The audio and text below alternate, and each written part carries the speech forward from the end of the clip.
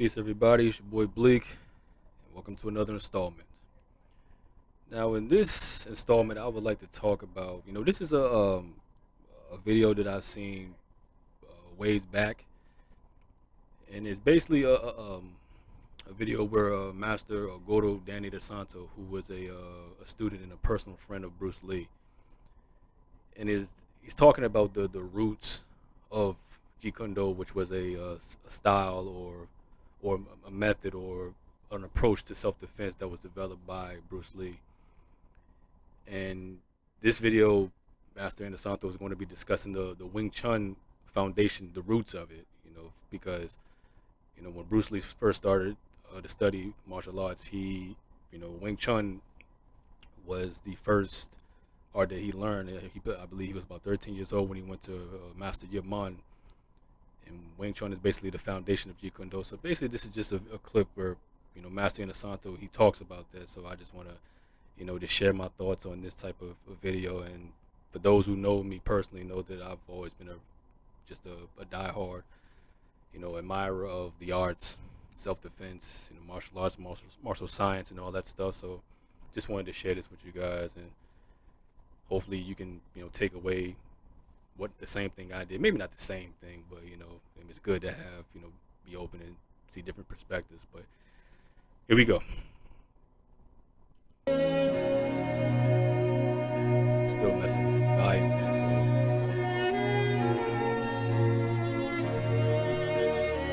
so. Wing Chun is part of the Jeet Kune Do evolution.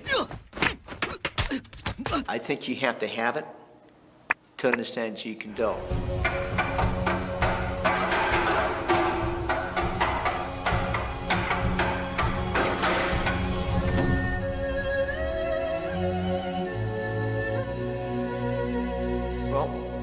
Without Yip Man, there would never been Bruce Lee. And without Bruce Lee, there would never been a Jeet Kune Do. So I think it's important to take the knowledge of the past and try to improve it. Those guys paved the way, and without them, we would not have reached the levels that we are now.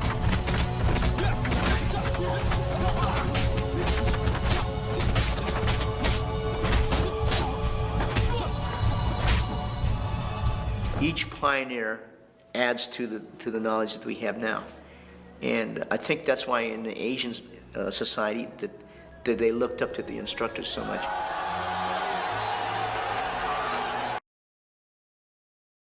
Now that's something that I've really taken away from the Asian society as well. It's I guess you can call it very Confucius in a way, and I mean I know from my life, I really hold dear everything that my mom and my dad taught me, and I guess you can call it kind of Confucius in a way. Everything that they taught me, I carry with me. I like to think that everything that I do is done in the name of and for the good of everything that they taught me, and I'm thankful for every day, every single day that my parents taught me. My mom taught me a great deal of things from her perspective, and my dad taught me a great deal of things from his perspective. So I got the best of both worlds. So I'm very fortunate, very lucky. And I see that a lot, in the Asian community and stuff like that. But martial arts in particular, it's, they really, like Master Inosanto said, they really look up to the instructors. And that's kind of how I was too, looking up to, the people who taught me. And I carry everything that they taught me through day-to-day life. I mean, it's more of teaching you fortitude and discipline and all that stuff. It's not really about the combat at all. At least that's not how I see it. I've always saw it as the biggest opponent that you're ever going to face when learning this stuff is actually yourself. You're really. I mean, I practice this stuff. I mean, I've kind of been out of it for a while, but I've always tried to sharpen up everything I've learned, and I need to get really back into it and stuff like that. But I wanted to learn this stuff so I didn't have to fight. That's the biggest thing. So just want to add my 31 cents, and now I'll let Master Inosanto continue. I trained with other Wing Chun people because I really wanted to see how Wing Chun was taught. So I trained, I have 9 Wing Chun teachers. James Lee makes 8 and Bruce Lee makes 9. Oh, he was young, talented, uh, wise for his age. At the Bruce Lee at that time period, well, might be a little bit on the cocky side at that time period, but he was definitely well schooled and knowledge beyond his years. He had a high respect for Yip Man, but I was told because he wasn't pure Chinese that sometimes he didn't want to teach Bruce Lee in front of students, so he assigned William Chung. And Master Inosanto, he brings that up. A lot of people don't know that Bruce's mother, she was of mixed race. I believe she had some German in her family. One half of her family. Her mother was like part German or something like that. And in those days, during Bruce's time, just like Master Inosanto said, teaching people who wasn't, pure, in a sense, it was kind of like, it was a term that they used, the quiet low, which is like, foreign enemy or something like that. I mean, even though Bruce, was Chinese, but he was of mixed race because, of his mother's side and stuff like that. So it's just just a fun little factoid, And Wang Chung Leong to teach him. And then as time went on, when he came to the United States, he started to evolve on his own. But he had a high respect for Yip Man. Definitely could see a love there.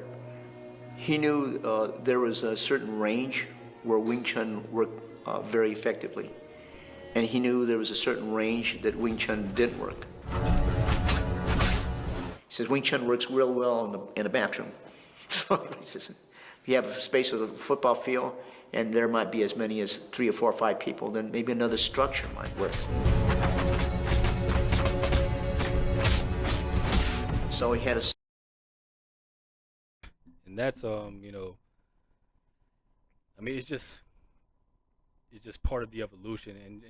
And the crazy thing is, for Bruce to think about this stuff during that time, it was really unknown, because and the more you learn about Bruce and his frustration with the arts in general, he was frustrated by the limitations of particular, different styles, systems, structures, approaches, whatever you want to refer to.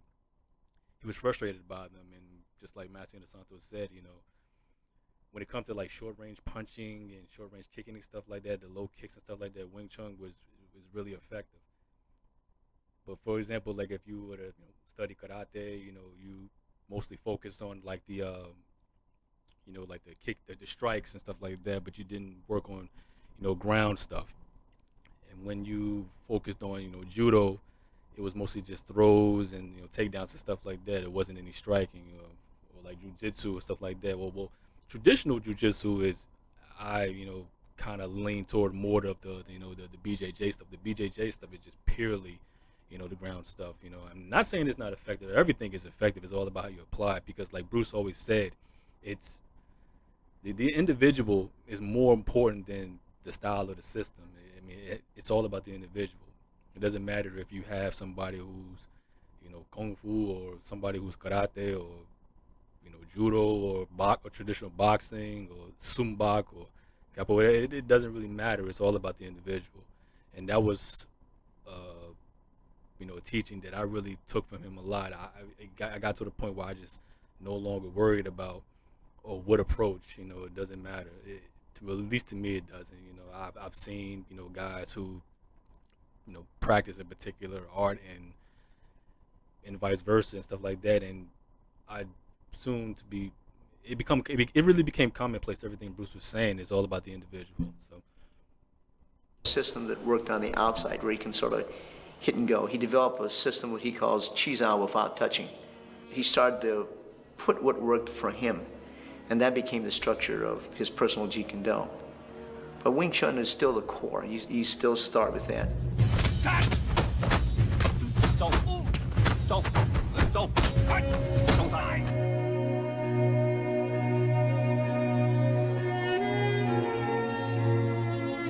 Okay, so the structure in the JKD, we learn to go against right versus right. We learn to go against left versus left, and right versus his left, and left towards right. So pretty much he's still, if he punches and I move, this is block, It's very much like the Wing Chun structure, 1, 2, and 3. So the basic is, this is 1. See, there's another one inside. Another one is 2 hits, okay?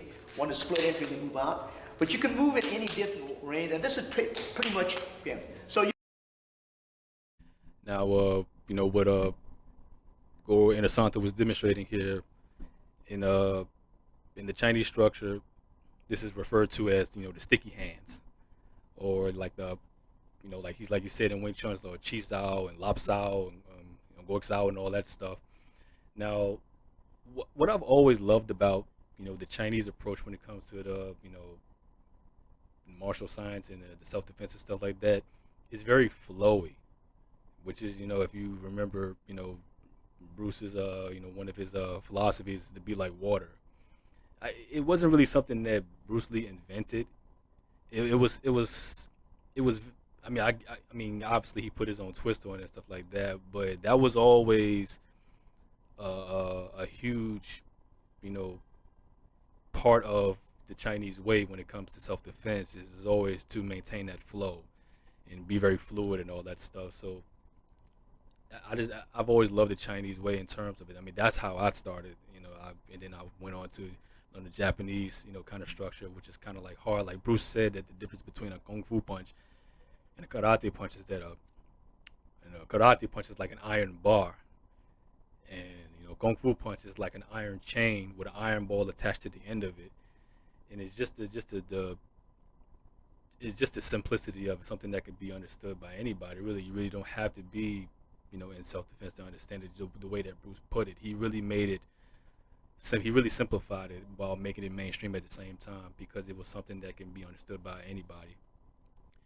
And what I like about with these drills that Master Inosanto is doing, it just shows you that the Chinese, and this was something that one of my grandmasters, he told me, like that the Chinese, they defend in circles, circular movements, from like the wrist, the elbow, or going up to the shoulder. And the Japanese, they defend in squares, like boxes, cubes, and stuff like that. And the Koreans, they defend in triangles, in terms of like how they defend in their strikes and stuff like that. Because obviously with the Sumbak and the Taekwondo and stuff like that, it's primarily kicking. What I'm saying, they mostly focus on the lower body and stuff like that. And it's beautiful to see. But like I said, man, I don't care where it comes from. And just like Bruce said in one of his films, if it helps you defend yourself when you're in a fight, then you should learn to use it, no matter where it comes from, foreign or not. So it's just good to see all this stuff, man. It really puts a smile on my face, man. Like this stuff is it's beautiful when you really go into depth with it. It really doesn't matter where it comes from. usually, when he punches that hand, he hit. Okay, he shit to the other side. You can do the same structure on that with the rear hand as you can the front hand. So if you can have one hand in, you can also do it for the rear hand. One hand in, one hand out. If you go in, you come out with the finger jab. On this side, you come out with the finger jab. Most of the techniques we're using, Chung Choi was mainly used for practice, but in reality, the finger jab was exclusively used. All those trappings and stuff like that. If you punch this way, he punches with the rear hand, the shot is already here, 2 and 3. All right? A lot of traditional stuff is like 1 and 2. And you trap the first barrier, trap the second barrier. But he goes across the center line, you do 2. And I'll do it slowly. That's 1, it's 2, 3. The bridging is the thing that makes the difference in the JKD. A lot of the bridgings from here on 2. And a lot of chop toe gotcha, back to the back. This is pretty much what JKD structure changed. And just those simple, I wouldn't say changes, but inputs. Bruce, he, got into Choli foot. Choli foot is, kind of like it's Chinese, but it focused mainly on your spacing, and and just like Master Inosanto said, the bridging is what made the difference.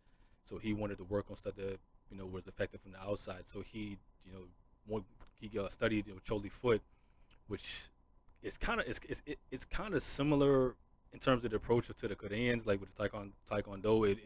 It's really kicking focus, Choli foot. And of course, when Bruce was growing up in Hong Kong, he participated in a lot of these they call gong sao matches in Hong Kong, where they were just competing against other clans on the rooftops and stuff like that. So they had like Wing Chun clans and they had Choli foot clans and stuff like that. So I remember learn about that. Pretty cool. I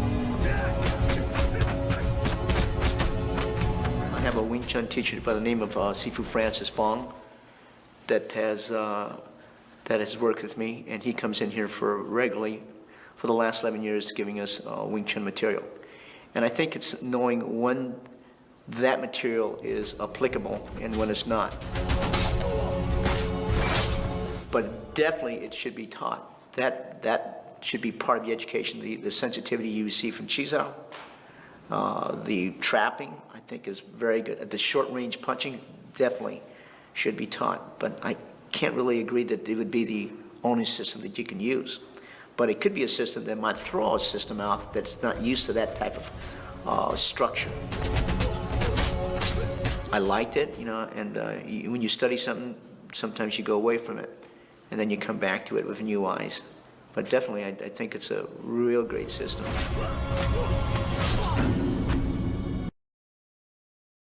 Now, that's something that I really respect that Master Inosanto did. Even though he learned a lot of Wing Chun from his days of studying with Bruce, I love the fact that he really wanted to learn the foundation of it by studying with like Sifu Francis Fong, who's a very well known Wing Chun practitioner.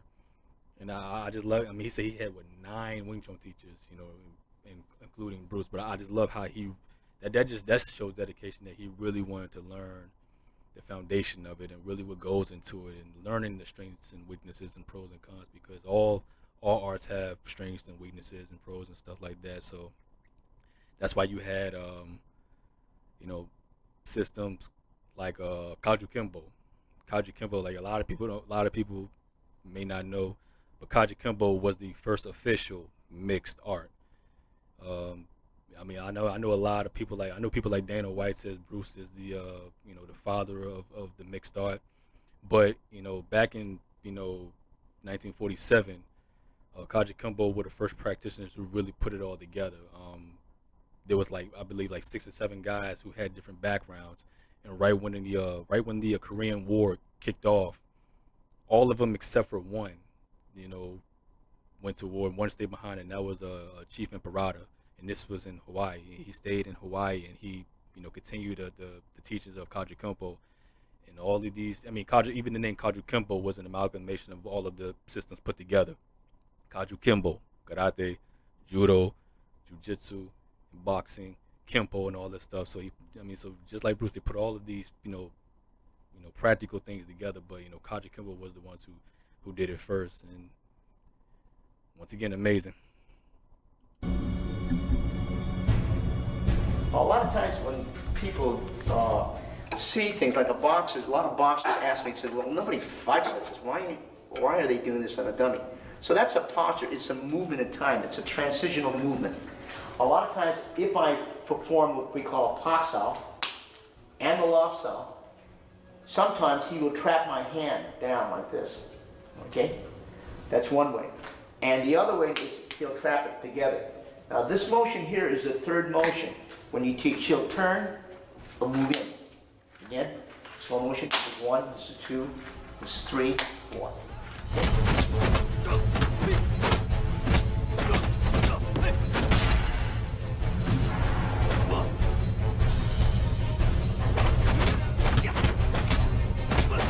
A lot of times you will see this.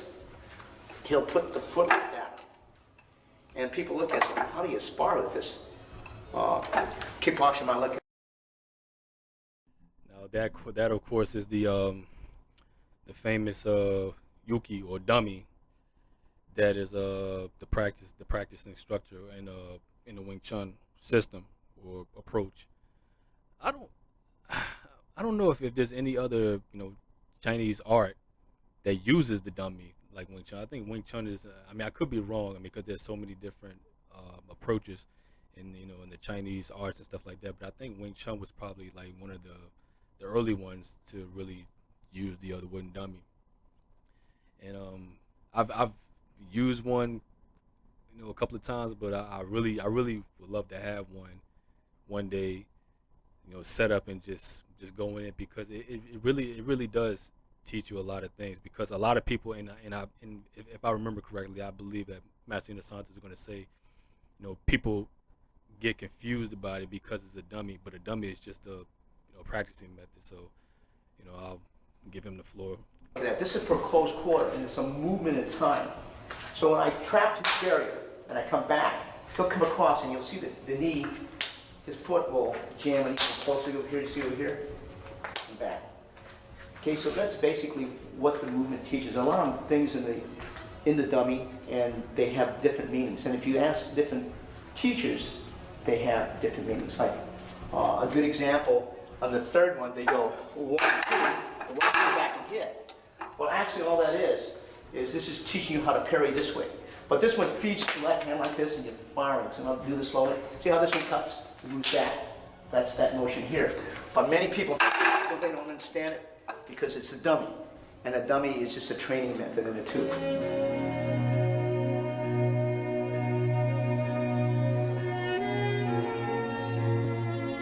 This is set 3 in Wing Chun. Okay.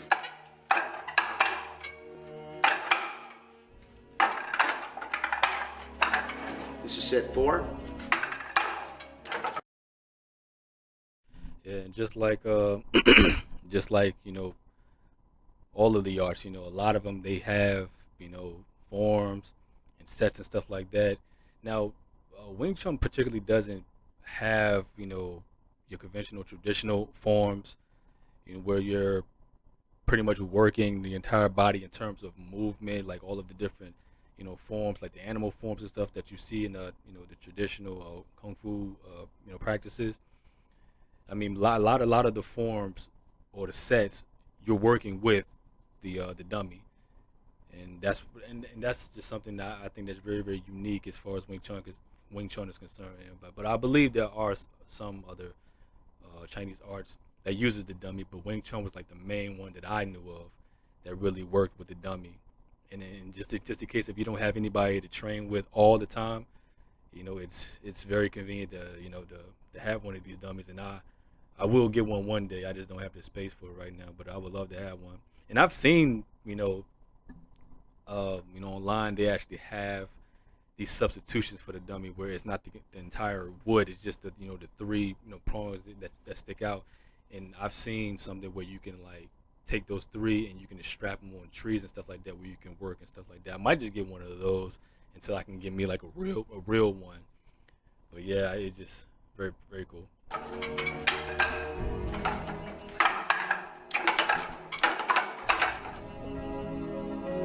And this is set number 5 in Wing.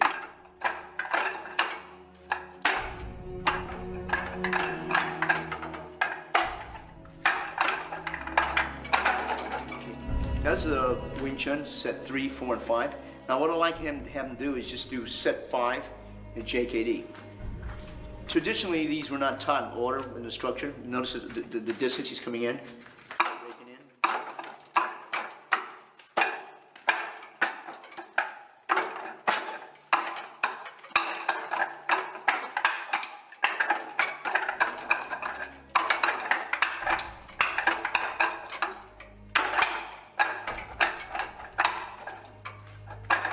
This is the component parts of the JKD. And there are exercises, not in combat, that they're going to be in this order, but they're just some of the components needed to learn the Jeet Kune Do. When he first came to the country, he could win everything via the straight blast, or what they call the Jeet Chung Choi. As time went on, he changed that thought process, and he started to research, and experiment, and after that he would create. So a lot of that material, I think, was being changed almost on I'm not exaggerating when I said on a monthly basis. He was always changing the structure, always refining it, and making it more functional. That's what he was trying to educate me, and says you can't really follow a particular way. You have to find out what works for you. That's Jeet Kune Do. And then final. Yeah, like that was pretty much the foundation for Jeet Kune Do. I mean, using no way as the way, and that was something that Bruce, said. It was like I mean, you can't follow a particular way because, I mean, just basically because of evolution. You know, evolution, things are always changing. So in order to, stay sharp and stay keen on things, you have to adapt.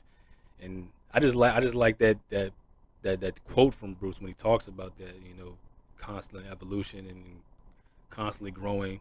He never wanted to be stuck and married to one thing. He wanted to expand, and he was saying, he said, JKD in 1970 will be different. JKD in 1971 will be different. JKD in 1972 will be different. So, I mean, just like Master Inosanto said, he was always changing the structure, always trying to refine it. And the great thing about it is that it was something that was posed to fit the individual. It was very personal to him. And now you have people who, like Master Inosanto, who are qualified to teach it. It's a very few people in the world who teach it, but the teaching still carries on. Oh, no, that's why people ask me, can you teach it? And I said, yeah, I can teach it. Can you standardize it? No, I can't standardize it. Because you can standardize by principle and concept, but it still has to fit the individual. You can't force a person, There's certain type of skills and limitations we have with the body, so you have to fit it.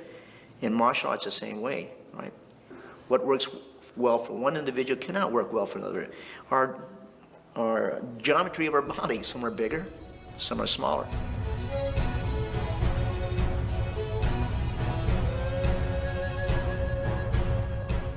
So I'm going to put this structure here can be right to right, which is like that. It can be taught left to left. It can be taught right to left, and it can be taught left to right. So what I'm going to have you do is, so the low jab, low, and you back this. Go out to the kicking range. We'll hold it. That's usually the first drill. This will teach you hand range, okay, to kicking range. All right. The next one is you go to this position. You throw the rear punch, you hook, you cross, kick. This is to teach you to go from trapping range to hand range out to kicking range. Now the next one, if you go trapping range. Now, of course, Master Inosanto said earlier that it was the determinant of distance. Constantly, increasing the range and making it more kicking specific. And as you see, with this demonstration, is that how, and the crazy thing about it, because Bruce, he practiced Western boxing and studied Western boxing. He thought the world of, Muhammad Ali and, Gene Tunney and stuff like that. And I like how, they're demonstrating, because he made it more boxing specific in terms of the punching and stuff like that, because a boxing punch and a kung fu punch is very, very different. And what they're doing here, they're adding, the boxing element into it in terms of the short range punching and stuff like that. And then once he moves it out, he's adding more of that Choli foot kicking range into it. So it's pretty cool to see how it, and concise on how they're demonstrating. To kicking range, to hand range, to kicking range. Now, where we go into the Wing Chun structure is when once we have the hand will answer like that, he'll come across and he'll grab, he'll back fist, and he'll go 1, 2, 3. This is now where part of the Wing Chun was used. You go down, I raise yourself, you pops out guad choi, and 1, 2, 3, and you kick. And if you chop choi, okay, come up, pops out, double pops out, come back, hit, and 1, 2, 3, out to the kicking range. That's pretty much with JKD, and concise. Because this is already hand range. He might defend like this, if he's a karate man. He might defend like this, if he's a karate man. Boxers might defend like this. Only thing, usually they're in a left lead. We learn how to do this right lead and left lead. So if I respond with my front hand, he hits with the back fist. Notice that he traps that barrier, comes back, and now he goes out to the kicking range, right? Because the man wins. Now the other range is he stays. Now this is more of a Western boxing approach, going out to the kicking range. This one now, he's in trapping range, but I move out to kicking range, hand range, and then kicking range. Okay? Now this one now, because Maybe I can't back up. I respond with the rear hand. And then 1, 2, 3, and then back. The other one, he responds here, but my hand goes up. He traps the first berry, second berry, and 1, 2, 3, and then back. The other one, if you could see closely, see the trap is right here? These traps on the inside. I respond, 1, 2, 3, and back. In a nutshell, that's JKD. Now, when I was, training and stuff like that, particularly in Shotokan, which is karate, is a system of karate that was founded by Funakoshi in Okinawa. Now, it was very. I mean, my grandmaster, he really didn't say anything, but like, cause he knew that my foundation was the Chinese structure. So when I went into of his particular art, it was more Shotokan. He had a Shotokan base, karate base, and even seeing what Master Inosanto was doing, demonstrating with from the boxing and stuff like that. I particularly myself, I particularly prefer the open hand only because you have a little bit more arsenal in terms of the open hand as opposed to a closed fist. I mean, obviously, closed fist they have its advantages as well in terms of power. But I particularly like the open hand for a number of reasons. Mainly because with an open hand, you can palm, you can gouge, you can slap, you can scratch, you can grip, you can rip. So many different approaches with an open hand and stuff like that. But obviously with Bruce's method, he incorporated a lot of Western boxing in there, what they particularly did, and and with the Japanese and stuff like that. It's I mean karate, it means empty hand, but it's very very very hard, very very hard, and with the Shotokan. I mean, it was so many times where he would always my grandmaster, he would always tell me to keep my fist closed, but it just I had this habit of just keeping them open, and that was in because he always said it's a different side of the house. You're from the Chinese side of the house. This is more of a Japanese side of the house. I mean, he learned. I mean, once you got further into it, it was a combination of both. The Shaolin and the Goju, which is something I bring up a lot whenever I'm talking about other things. The Shaolin and the Goju, the hard and the soft. Go and Ju, the hard and the soft, and stuff like that. So it's very like I said, it's just like I always say, there's really no wrong way in doing it. It's all about the individual and how they implement it. And just like one of my grandmasters said, he said if it feels wrong, then it's wrong. But only the individual will really know that. The instructor is the guide to help you find yourself, and that was something that Bruce always said. He always said that I do not teach. I'm just helping you find yourself, nothing more. That was actually something that he said in a TV show that he appeared in. I believe it's called Long Street, where he really, really, went into depth about his philosophy on that program, and just cool. That's Bruce Lee. He was always changing the structure, and every time he changed it, it was for the better. Without Yip Man, there would never been Bruce Lee. Without them, we would not have reached the levels that we are now.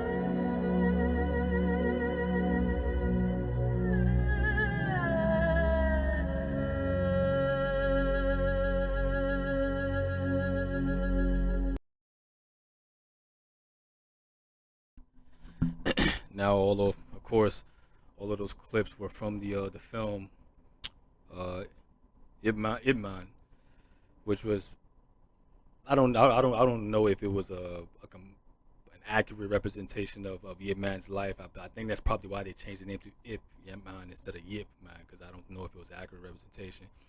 But it mainly just showed the beauties of Wing Chun, and of course, Donnie Yen. He was amazing, did a phenomenal job, and Sammo Hung was also, he was in one of them. I think he was in the first one, but it was a beautiful film that really shows the beauties of not just Wing Chun, but just the Chinese art in particular.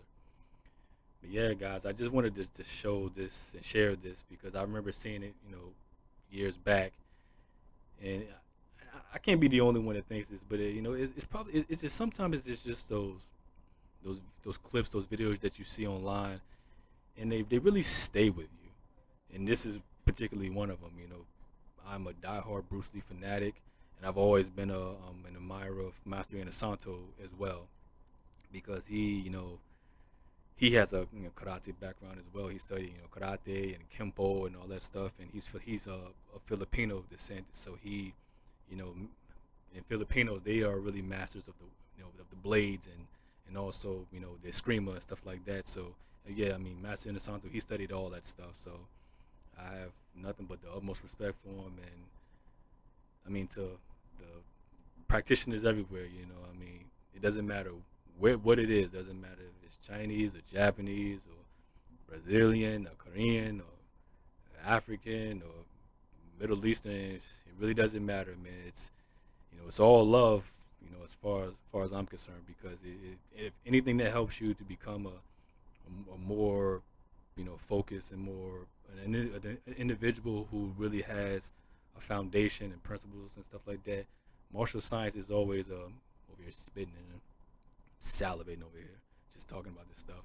But it's I can't praise it anymore enough, man. It doesn't matter if you study it for 1 week, 1 month, man. It's always going to be something special that you're going to carry with you for the rest of your life. Even if you only study for just a little bit, it's going to be something that you take with you, and because it's really teaching you about life, really. I mean, just the techniques that you see; those are just the tools that are used, the instruments that are used to help you become, a better individual, depending on, what your margin is.